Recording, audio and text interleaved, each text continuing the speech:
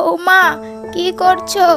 আজকে আমার শরীরটা বেশি একটা ভালো না, আমি একটু হাসপাতালে যাই। তুমি রান্নাটা একটু তাড়াতাড়ি করে রাখো, কেমন? ঠিক আছে মা, আমি করে রাখবো। আপনি একটু বলে যান কিভাবে রান্না করব। আসলে আমি তো মাছ কখনো রান্না করিনি। মাছটা ভালো করে ধুয়ে মাছটাকে একটু ভালো করে ভাজবে, তারপর তরকারিতে মাছগুলো ছেড়ে দেবে, বুঝলে? হ্যাঁ, বুঝেছি। আপনি যান, আমি সব সামলে নেব। তখন ফুলির শাশুড়ি হাসপাতালে চলে যায়। ও বউ, মাছগুলোকে তুমি রান্না করতে পারবে নাকি আমি সাহায্য করব? না না, সাহায্য করতে হবে না, মা আমাকে সব বলে দিয়ে গেছে।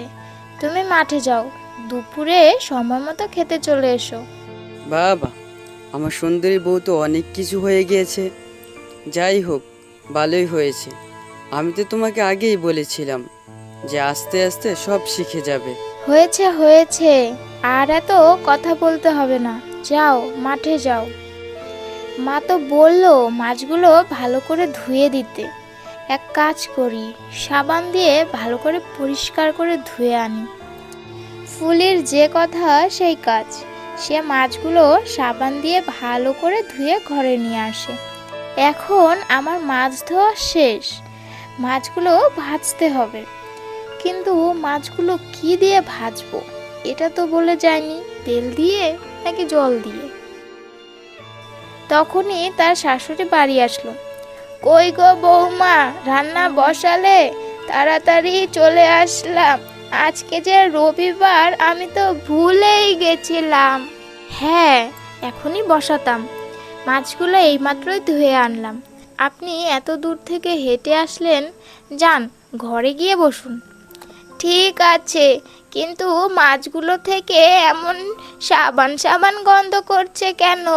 আপনি যে বলে গেলেন মাছগুলো ভালো করে ধুতে, তাই আমি সাবান দিয়ে ভালো করে ধুয়ে এনেছি। হায় ভগবান গো, এটা কি কাজ করেছো?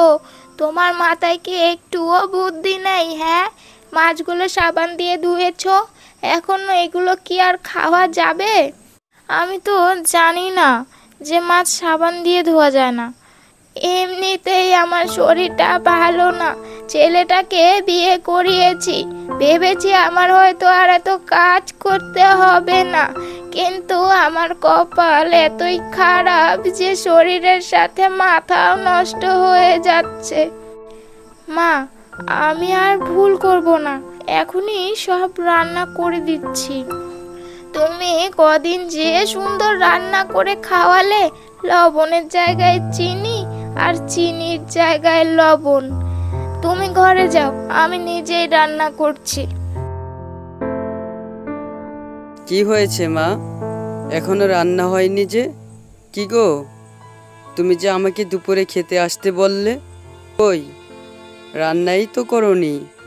দেখ দেখ, তোর বউ কি করেছে, মাছগুলো সাবান দিয়ে ধুয়েছে। আমার তোকে বিয়ে করানোটাই ভুল হয়েছে।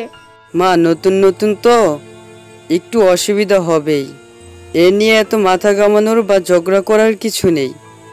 হ্যাঁ হ্যাঁ, আমার তো আর কষ্ট হয় না, তুই তো ওর এই বোকা বোকা কাজগুলোতে আরো আশকারা দিস। আমি আর কিছুই বলবো না। আচ্ছা, আজকে তুমি রান্না করো, আমি ওকে বুঝাবো। তুমি ঘরে যাও, আমি মাঠে যাই, কেমন? তার পরের দিন সকালে, বৌমা, তোমাকে কোনো কাজের কথা বলতেও ভয় করে, আবার না বলেও পারি না, আমার কোমরটা যে খুবই ব্যথা। হ্যাঁ বলুন, আমি সব কাজ করে দেব। আমি এখন আস্তে আস্তে সব শিখছি। কি কাজ করতে হবে বলুন, আমি চেষ্টা করব। কালকে সন্ধ্যাবেলা নীলিমা বলে গেছিল ওদের বাড়ির থেকে একটা কাঁঠাল নিয়ে আসতে, আর কাঁঠাল তো আমার ছেলেটা অনেক পছন্দ করে। এ কোমর নিয়ে আর যেতে পারছি না। ঠিক আছে মা, আমি নিয়ে আসছি। তুমি পারবে তো? তোমাকে নিয়ে আবার ভয় হয়, না জানি কোন কাণ্ড বাঁধিয়ে বসো।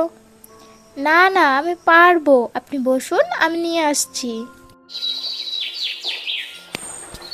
কিছুক্ষণ পরে, বৌমা, আমি কয়েকটা কচু পাতা তুলে রেখেছি, তুমি কি কচু পাতা দিয়ে শাক বানাতে পারবে? হ্যাঁ মা, পারবো, আপনি বলে দিন কিভাবে বানাতে হবে, তাহলেই পারবো। শোনো তাহলে, তুমি এক কাজ করো, কচু পাতাগুলো একটু জল দিয়ে সেদ্ধ বসাও, আমি আসছি। তোমাকে বললেও তুমি বুঝবে না, যেটুকু বললাম সেটুকু করো, তাহলেই হবে। তখন ফুলি রান্নাঘরে গিয়ে কিছুটা জল দিয়ে তার মধ্যে পাতাগুলো দিয়ে দেয়। এ কি, এত জল দিলাম, তবুও এক ফোঁটা জলও কচু পাতা লাগছে না কেন? পাতায় জল না লাগলে পাতাটা সেদ্ধ হবে কেমন করে? আর অল্প জল দিই।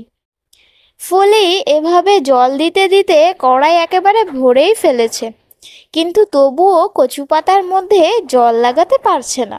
এটা নিয়ে সে অনেক চিন্তায় আছে। কি গো বৌমা, কচু পাতা সেদ্ধ হলো?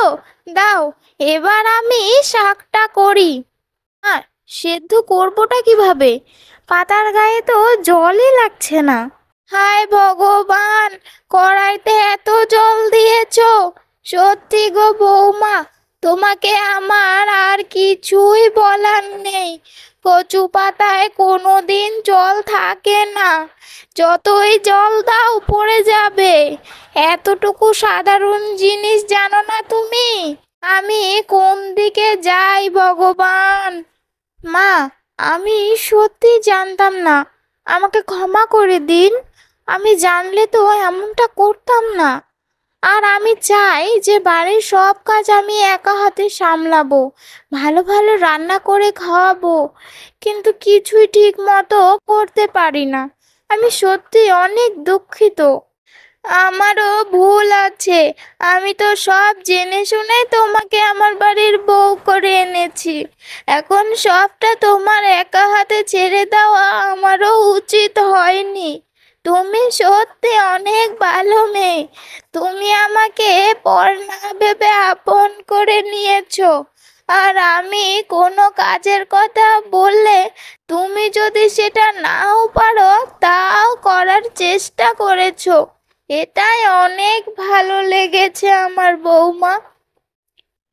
আপনি শুধু আমাকে হাতে হাতে সব কিছু একটু শিখিয়ে দেবেন, তারপর দেখবেন আমি সব একা হাতে সামলাতে পারবো। আপনাদের তখন কিছুই করতে হবে না। ঠিক আছে বৌমা, এখন থেকে তোমাকে আর বকবো না। আমি নিজ হাতে তোমাকে সব রান্না করা শেখাবো, কেমন? হ্যাঁ মা, আমিও তো এটাই চাই। তাহলে কচু শাক কিভাবে রান্না করতে হয় আজকে না হয় এটাই শেখান। হ্যাঁ বৌমা, ঠিক বলেছ। হ্যাঁ, এটাই শেখাবো। সরো, আমি দেখিয়ে দিচ্ছি।